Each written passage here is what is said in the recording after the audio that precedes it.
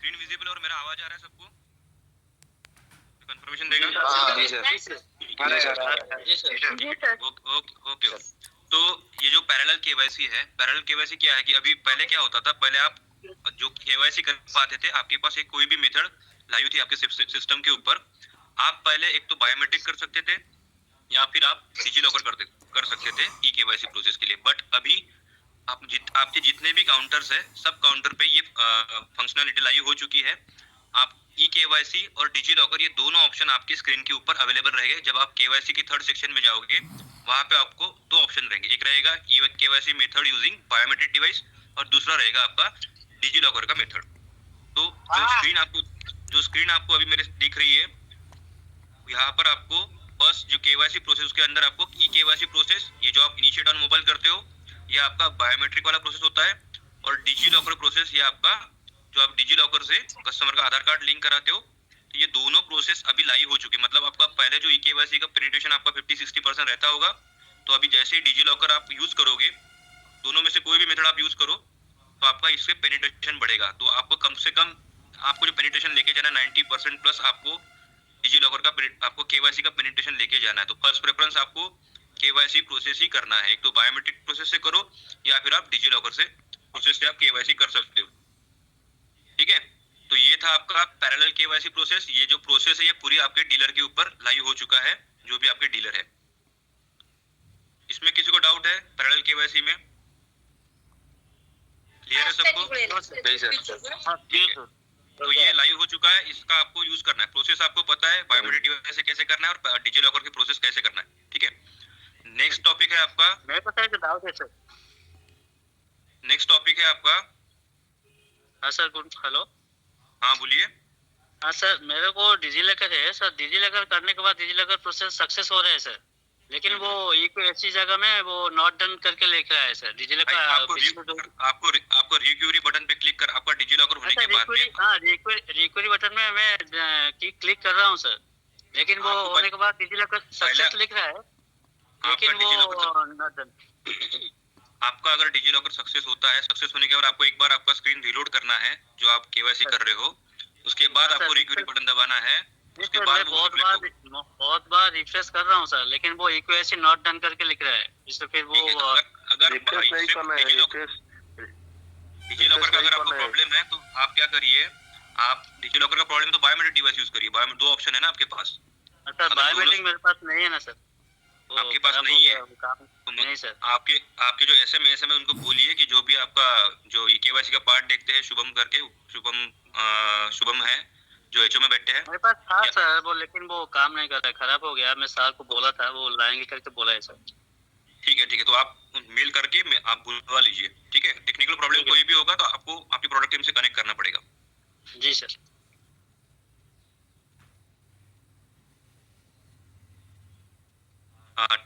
ये था आपका पैरेलल केवाईसी। नेक्स्ट है आपका यूपीआई मैंडेट प्रोसेस।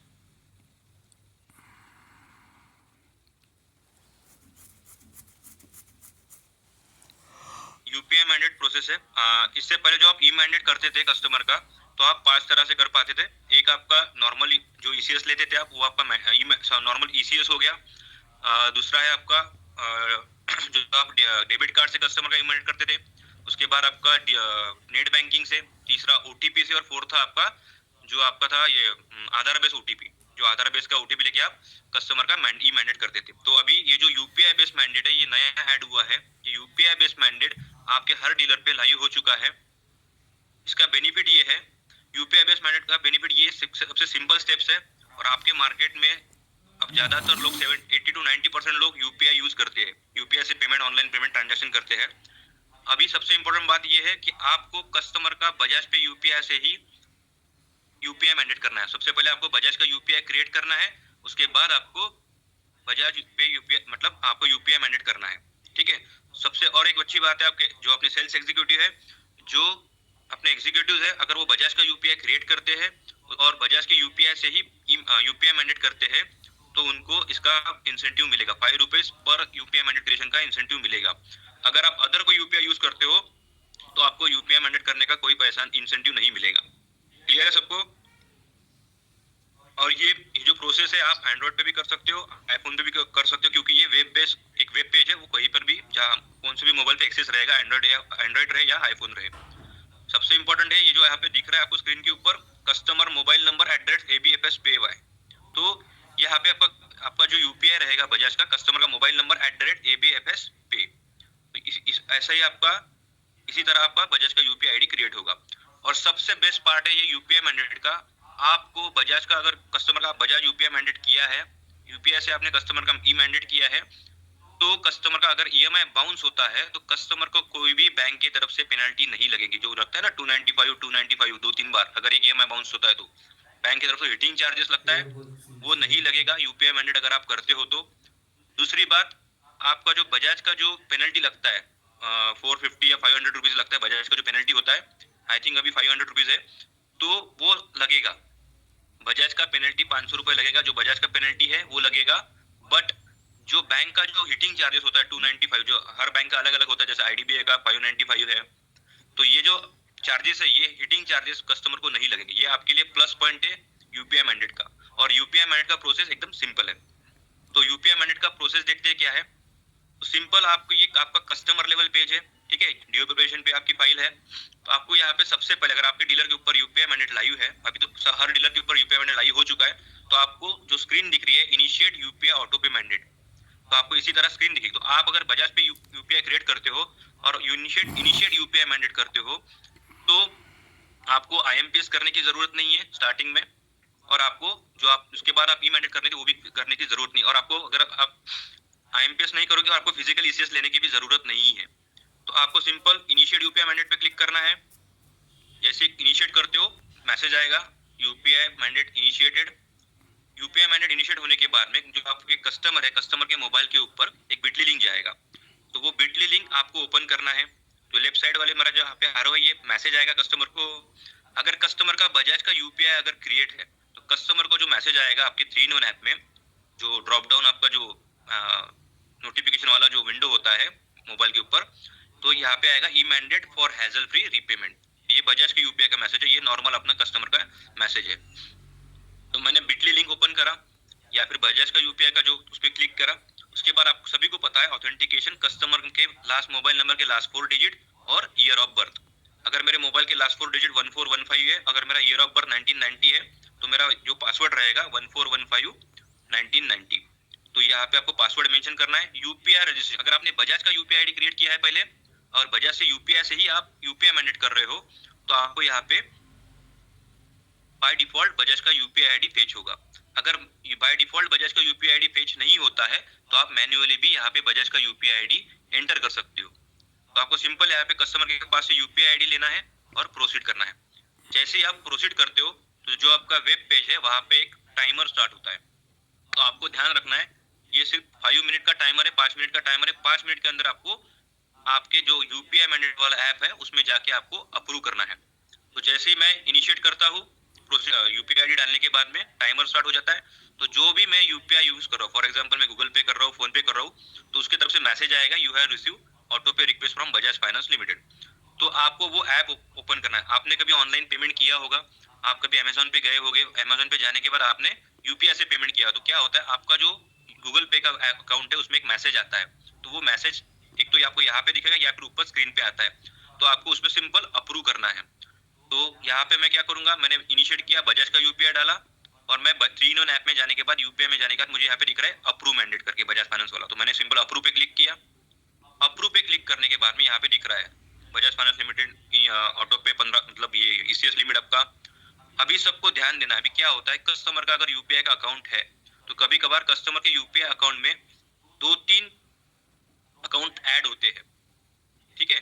तो कस्टमर को एक बार यूपीआई आईडी मैंडेट करने से पहले एक बार कंफर्म कर लीजिए। यहाँ पे एक ड्रॉप डाउन एरो दिया है, इस एरो पर आपको क्लिक करना है। अगर यहाँ पे 2-3 अकाउंट दिख रहे हैं, तो एक बार कस्टमर से कंफर्म करना है सर कौन से अकाउंट से आपको ई मैंडेट प्रोसेस करना है, जिससे कि आपका ईएमआई इजीली कट पाए, डिडक्ट हो पाए।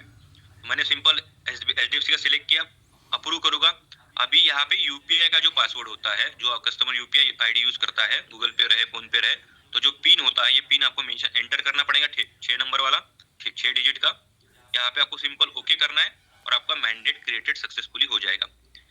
यहाँ पे आपकी स्क्रीन के ऊपर मैंडेट क्रिएटेड सक्सेसफुली आने के बाद में आपको जो आपका स्क्रीन है ड्यू ऑपरेशन वो एक बार रिलोड करना है। उसके बाद आपको यहाँ पे दिखेगा सक्सेसफुल, ठीक है। सक्सेसफुल दिखने के बाद में आपको यहाँ पे अकाउंट होल्डर नेम और यहाँ पे आपको अकाउंट होल्डर नेम और UPI account holder name same है कि चेक करना। अगर सेम है तो आपको अकाउंट वैलिडेट करना है। अगर अकाउंट होल्डर नेम और UPI account holder name different है, मतलब यहाँ पे स्वप्निल सोनी लिखा और यहाँ पे स्वप्निल यादव लिखा है, तो यहाँ पर क्या होगा, ये मिसमैच हो जाएगा। तो आपको अकाउंट नॉट वैलिडेट करना है और अकाउंट नॉट वैलिडेट करने के बाद में आपको क्या करना है, कस्टमर का बैंक का पासबुक या फिर कैंसिल चेक के टैब में आपको डॉक्यूमेंट लाइब्रेरी में अपलोड करना है। अगर आपका किसी कारणवश यूपीआई मैंडेट फेल्ड होता है, अगर आपने यूपीआई मैंडेट किया बट वो फेल्ड हो गया, तो आपको यहाँ पे यूपीआई का बाईपास रीजन मेंशन करना मैंडेटरी है। जैसे आप यहाँ पे यूपीआई मैंडेट का बाईपास का रीजन मेंशन करते हो, अगर आपका यूपीआई मैंडेट फेल होता है उसके बाद आपका जो नॉर्मल प्रोसेस है आईएमपीएस करिए, ठीक है। आईएमपीएस करने के बाद में आपको जो नॉर्मल आप ई मैंडेट करते हो या फिर फिजिकल ईसीएस लेते हो, आपका प्रोसेस उसी तरह रहेगा। उसके बाद है आपका यूपीआई प्रोसेस 3 in 1। अगर आप बजाज का यूपीआई यूज करके यूपीआई मैंडेट करते हो तो आपको इसके ऊपर अपने जो एग्जीक्यूटिव्स है उनको ₹5 इंसेंटिव मिलेगा। अगर वो कोई अदर यूपीआई आईडी यूज करते हैं, गूगल पे, फोन पे, पेटीएम, तो उसका एफओएस को यूपीआई आईडी क्रिएट करने का पैसा नहीं मिलेगा या फिर यूपीआई मैंडेट करने का पैसा नहीं मिलेगा। इसलिए फर्स्ट प्रेफरेंस आपको यूपीआई मैंडेट बजाज पे का ही करना है। अगर बजाज पे का करोगे तो ₹5 इंसेंटिव मिलेगा हर एफओएस को। तो यूपीआई का प्रोसेस पता है, ये आपका 3 in 1 ऐप है।